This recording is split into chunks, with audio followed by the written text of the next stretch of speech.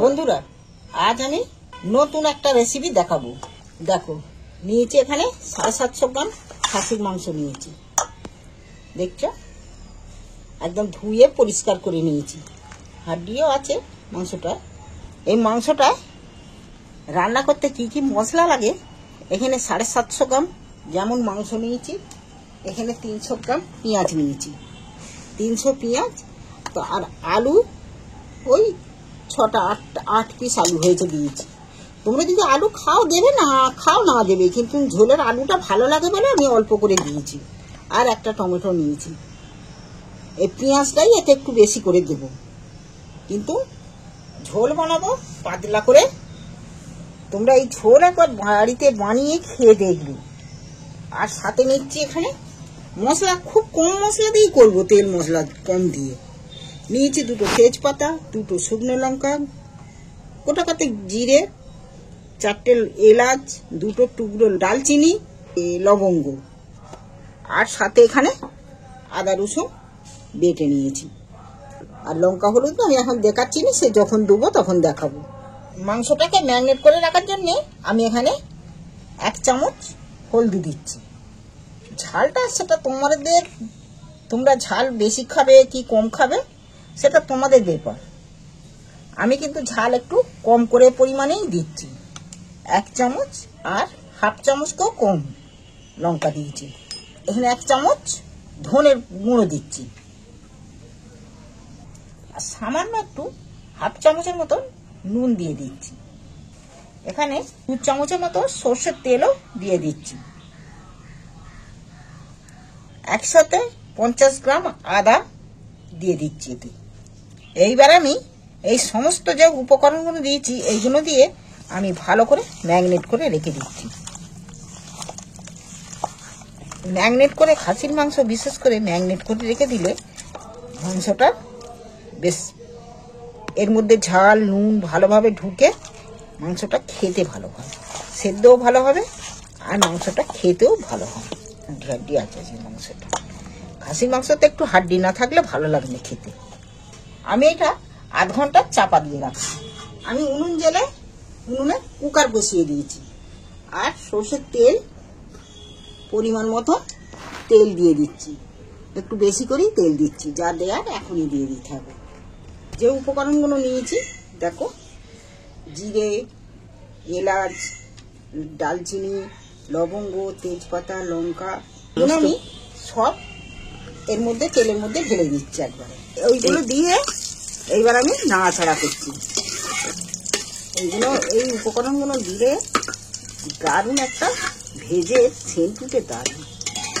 যা হয়ে গেছে, এইবার পেঁয়াজগুলো তুলে দিচ্ছি। আর পেঁয়াজগুলো কেটে দিয়ে দেখো বড় বড় করে পেঁয়াজগুলো তুলে দিচ্ছি।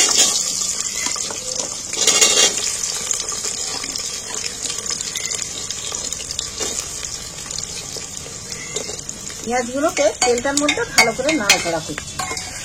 এটা বেশ ঘেটে ঘেটে না ভাজতে ভাজতে দেখবে খোলে খোলে খুলে যাচ্ছে খোল থেকে পেঁয়াজগুলো। দেখো পেঁয়াজগুলো কতটা নরম হয়ে গেছে দেখতে। একটু ঘন ঘন করে এইভাবে নেড়ে নেড়ে একটু ভাজতে হবে। ভাজলে দেখো কতটা এর খুলে গেছে প্রত্যেকটা পাবলি থেকে। দেখছো, প্রত্যেকটাই খুলে গেছে। একে এইভাবে নেড়ে নেড়ে ভাজা করতে হবে। নেড়ে নেড়ে নেড়ে নেড়ে পেঁয়াজগুলো কিন্তু একদম খুব লাল করে ভাজবো না। লাল করে ভাজলে তাহলে এটা ঘেটে যাবে না। লাল করে ভাজলে গোটা গোটা হয়ে থাকবে পরেক্ষণ। কিন্তু এইভাবে এই হালি থাকতে থাকতে এটা ব্যবহার করে দিলে এটা কিন্তু গলে যাবে। তখন আর খাবার সময় আর পেঁয়াজ দেখতেই পাবে না, তখন শুধু গ্রেভিটাই ঘন দেখতে পাবে। এখানে আমি রসুন বাটাটা তুলে দিচ্ছি পেঁয়াজের উপর। রসুন 50 গ্রামের মতো দিয়েছি। দেখো এইভাবে রসুনটাকেও যেমন যেইভাবে ঘেঁটে ঘেঁটে পেঁয়াজটা ভেজেছি, রসুনটাকেও আমি সেইভাবেই ঘেঁটে ঘেঁটে ভাজছি।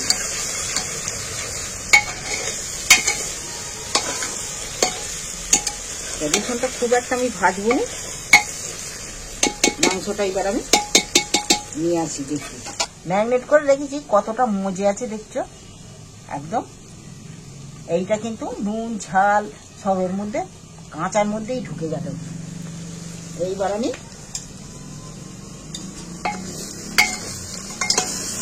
পেঁয়াজ আর রসুনের মধ্যে দিয়ে দিচ্ছি।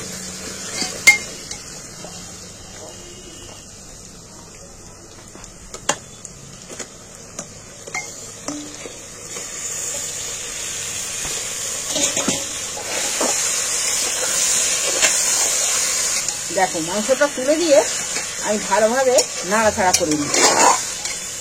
একে কিন্তু একটু ভালো করে নাড়াচাড়া করতে হবে, আর একে নাড়তেই হবে, না নাড়লে তোলায় আবার লেগে যাবে। এখন 1/2 চামচ নুন দিয়েছিল, আবার আমি এখানে 1 চামচ নুন দিচ্ছি, কেন ওইটুকু নুন তো আর হবে না। আমি এখানে স্বাদ মতো নুন দিই। একটা টমেটো কেটে রেখেছিল, টমেটো কাটাগুলো তুলে দিচ্ছি। আমি কিছু লঙ্কা হলদি তখন যা দিয়ে দিয়েছি লঙ্কা হলদি আমি আর দিচ্ছি না। এইবার আমি নুন আর টমেটোটা যে দিল সেইটাকে ভালো করে নাড়াচাড়া করে ওর সাথে মিশিয়ে নিচ্ছি। দেখো পেঁয়াজ গুলো কত ঘেটে ঘেটে গেছে দেখছো।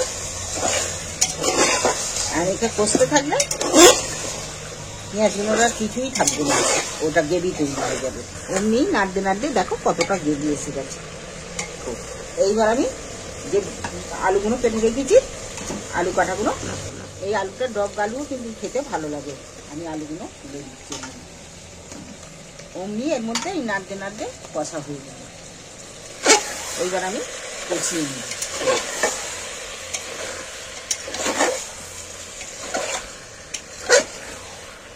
দেখো নুন দিতে জল দিইনি, কিন্তু নুন দিতে কতটা জল জল বেরিয়ে গেছে। আবার টমেটোটাও দিয়েছি, টমেটোমের একটা রস আর নুন দিতে। এইবার আমি 2 মিনিট মাংসটা যে কষবো, এইবার আমি কিন্তু চাপা দিয়ে দিয়ে কষবো। কুকারটা একটু চাপা, এইবার আমি ফের খুলে দিই, নাড়ব। এইভাবে চাপা দিয়ে দিয়ে নাড়াচাড়া করলে, চাপা দিয়ে দিয়ে মাংসটা কষলে না, মাংসটা ভালো সিদ্ধ হবে। দেখো পেঁয়াজ আর দেখতে পাচ্ছ, পেঁয়াজ সব কেটে গেছে। তোমরা যদি ঝোল না খেয়ে তোমরা যদি কষা খেতে চাও, কষাও কিন্তু এইভাবে গ্রেভি করে ভালো লাগবে খেতে। এবার আবার কষানো কিন্তু হয়ে গেছে। দেখো কতটা ঘনত্ব হয়ে গেছে, পেঁয়াজের কোনো চিহ্ন আছে? চিহ্ন। এইবার আমি জল দিয়ে দিচ্ছি পরিমাণ মতো, একটু হাত ছোঁয়া গরম জল করে নিয়েছি। এখানে আমি বলেছি পাতলা ঝোল করবো, যার জন্য আমি একটু জল বেশি দিচ্ছি।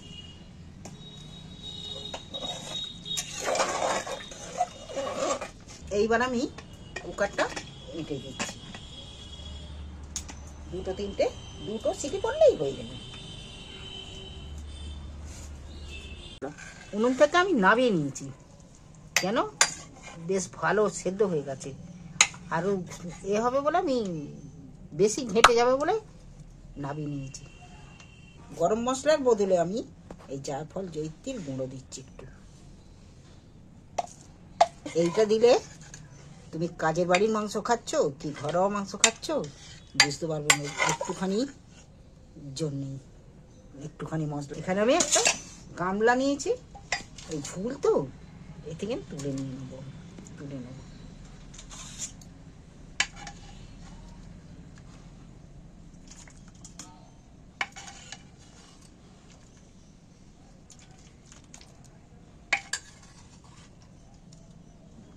তোমরা মাংসের ঝোলে আলু ভেজে খেয়ে দেখেছো, আর এরম ডবগা একবার খেয়ে দেখবে দিয়ে। আলু না ভেজে দিয়ে দেখবে। তোমাদের এই খাসির মাংসের পাতলা ঝোল তোমাদের যদি ভালো লেগে থাকে, চ্যানেলটা আমার অবশ্যই সাবস্ক্রাইব করে দিও।